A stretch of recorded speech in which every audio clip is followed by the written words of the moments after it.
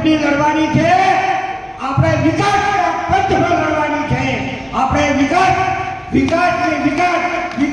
સિવાય આપણો કોઈ વિચાર નથી. 50 વર્ષ 70 વર્ષ કોંગ્રેસે રાજ કર્યું, તે સતત કશું નતું કર્યું.